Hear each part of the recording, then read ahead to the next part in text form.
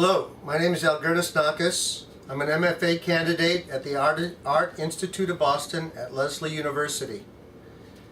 My thesis is titled Public Appearance: The Role of Photography in the Disintegration of Personal Privacy. Stare. It is the way to educate your eye and more. Stare, pry, listen, eavesdrop. Die knowing something. You are not here long. Walker Evans, 1960. Who am I as an artist, as a person? With this brief talk, I hope you might know me better and gain some insight as to my influences both as an artist and as a citizen of Earth. Familial, genetic, environmental, academic, cultural, and social factors have all shaped the person I am today. The caption reads, 15-year-old Al Nakas Jr. likes to draw and design things. He holds a model car body that he's working on for the Fisher Body Craftsmen's Guild. His father is in Department 963, and his mother works in one of the Pontiac cafeterias for the Profit Company. Yes, life was good. Industrial suburbia. Pontiac, Michigan. Pontiac Motors even erected a billboard that I designed and gave me credit. Drawing, designing, thinking, and discourse. Ideas became things, thoughts manifested. I grew, learned, discussed, changed. And so it continues with my work here at AIB. Bob Dylan just turned 70. Iggy Pop just turned 64. Andy Warhol is dead. I am pushing 60. Oh my God. What follows is a brief history of my personal work with credit to influences. The first photograph known to contain a human subject was taken by Louis Daguerre in 1838. From his window in Paris, he photographed a street scene where a man was having his boots shined. The unaware man, having his boots maintained by a bent-over bootblack, stood still long enough to appear. See the small inset there is the image of the man. Though this photo was created more than a decade after Niepce's famous window view, considered to be the first true photograph, it was very early in the history of photography and significant since it is, in effect, the first known surveillance photograph, as well as the first photograph of a human. Paul Strand, a pioneer in documentary-style street photography, took a famous and moving picture of a blind woman in New York in 1917. The photo is of a beggar, an older woman with a placard hanging from her neck with the word blind. Just above the sign is a small pin with a number inscribed by the authorities, allowing her license to beg. This photo speaks to many things, including the state of outcasts from society. The idea of being disabled in that period when blindness or some other affliction was the defining state of an individual is emphasized by the sign. It speaks to the way society dealt with people who were not as fit by sending them into the streets to beg.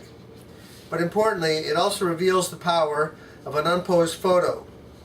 Strand used a large format camera that could not easily be hidden, but it held a lens able to shoot at a right angle, thus allowing him to photograph people without their knowledge. In some of my current work, I drew themes and methods that Walker Evans used almost 80 years ago. In my series of photographs of franchise workers and their environs, I used a hidden camera like Evans did in his series of subway pictures.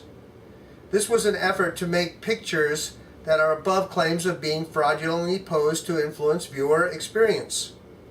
He felt the viewer reaction that may occur from a candid or unposed photo is less manipulative. Evans recorded individuals in their zombie-like stares, unaware that they were his subjects, often appearing lost in thought. In my work, After Party Escalator, a 2009 self-published book, and a series of 9 prints, like Evans, I captured mostly unaware subjects. They were leaving a high school senior prom at the Hilton Hotel in Stamford, Connecticut, and in many ways leaving adolescence behind as well. I stood above a descending escalator and shot 100 pictures from there, many students not realizing the presence of my lens. Those make for the most compelling shots. This work allows a look at a brief but telling moment in their transition to adulthood. During my second semester, I produced documentary shots at a student fashion show. It was an effort to record the adolescents, who are my fashion design students, search for identity through modeling clothes that they crafted themselves. But my main work that second semester was a project where I photographed students in the Halloween costumes they wore to school. I tried to find the moments between poses where some of their awkwardness and insecurity came through in the pictures. Initially, I juxtaposed pictures with their self-directed poses for contrast. But I found the unposed shots to work better than the combined diptychs at revealing something about these high school students. Parking meter, fan, giraffe. I have come to believe that students may be viewed as victims of the empowered over the powerless. Whether this victimization is done in the name of art or not doesn't matter. The possibility of harm still exists. Sally Mann has spoken at length about the natural rural environment where she raised her children, and while doing so often photographed them nude or injured. She defends her pictures on the basis that they were made in the context of love and freedom. Although I appreciate Mann's work and I have attended one of her lectures and book signings, I question whether or not unintended psychic or emotional harm inadvertently resulted from the publication of their pictures. As such, I have put my work with students on hiatus until I determine an approach that eliminates the chance of harm. On the left is a photograph from a book by Philip Carreau, and on the right, an altered reproduction of the shot by Richard Prince. I'm intrigued by the recontextualizing pre-existing images. Robert Rauschenberg and Andy Warhol were early pioneers using found images to create new work. In my third semester, I produced a series of collage paintings drawn from the photographic work of others, a stylistic method of Prince. It speaks to my Prince Rauschenbergian influence, but with my own timestamp using Facebook friends as a source. Reception to this project was tepid, but it still remains one of my favorite bodies of work, conceptually and visually. Hopefully others will embrace this work one day, as the positive responses of many of those artist friends that were included in the pieces indicate is possible. Also, for my third residence, I produced 2 videos. They involved sampling the identities of Sam Abell and Richard Prince. I replaced their heads with my own and lip-synced their words. First Prince here.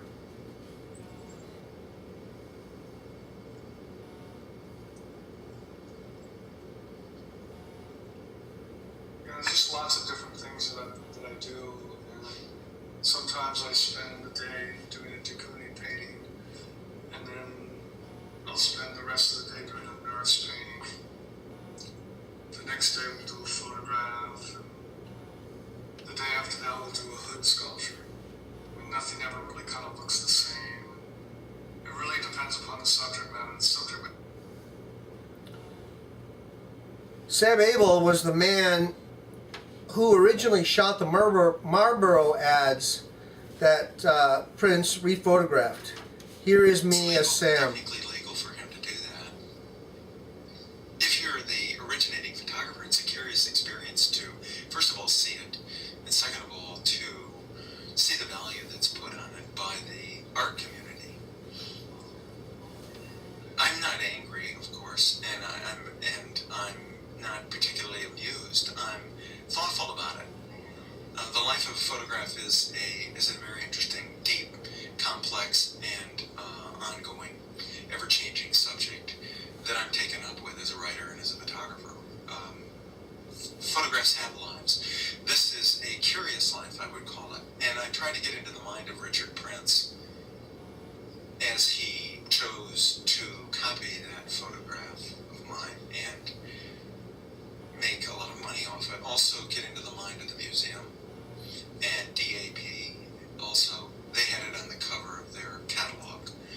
And one of my thoughts is, my main thought is that he must be a cheeky fellow. Yes, a cheeky fellow. In my fourth semester, I explored public surveillance and the surrender of personal privacy. This work became the foundation of my culminating project and my thesis. I shot franchise workers in their environs, which always included surveillance cameras recording them and customers as well. Note the cameras on the ceiling recording my image as I reciprocate by discreetly photographing in return. Cumberland Farms. The business exchange accents the reciprocity of the photographic exchange by emphasizing a transaction. Once again, the camera on the ceiling. Barnes & Noble, Starbucks. Like the subject of Strand's Blind, this woman was not aware of my taking her picture. This McDonald's worker appears to have survived another day in a distorted environment where she is also labeled to earn. Labeled with a corporate identity, a uniform, positioned behind a counter, and computerized cash register, and making herself available to serve. The clock on the wall is a reminder of her exchange, her per-hour deal to live. Despite her environment, her humanity triumphs. The culminating project for my graduate exhibit added a dimension to my franchise pictures. This is the layer of surveilling the gallery spectators witnessing my pictures and combining their live image into my own work via a 60-inch LCD monitor hung vertically and a video camera. I used the video green screen method to accomplish this and recorded the exhibit digitally live as it occurred. For the show opening, I employed a live security guard to monitor the events at a table with hardware required and a smaller second monitor. The feedback I received from gallery spectators and the AIB faculty was positive and encouraging. I was happy and relieved my work seemed to live up to the prominent position it was assigned in the gallery space. Becoming informed. My work at AIB was not born in a vacuum. Along with faculty and peer feedback, it was the inevitable product of a consciousness stream generated by cultural and intellectual heroes who inform my art. What follows is a fast summary of some images of those people that had lasting influence on my thinking and artwork, my heroes.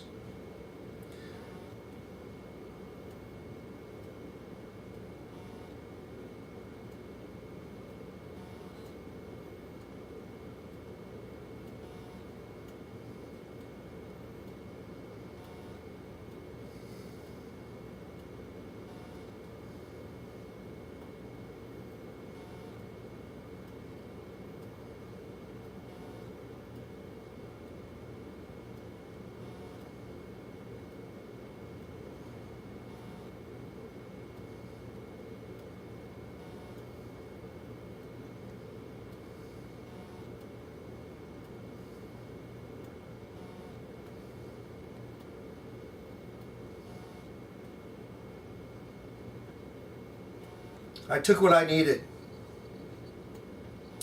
Deepest gratitude to mentors, readers, and academic advisors, Judith Berry, Christopher James, Keith Johnson, Sean Kernan, Oscar Palacio, Ben Slode, Carol Squires, and especially Oliver Wassow.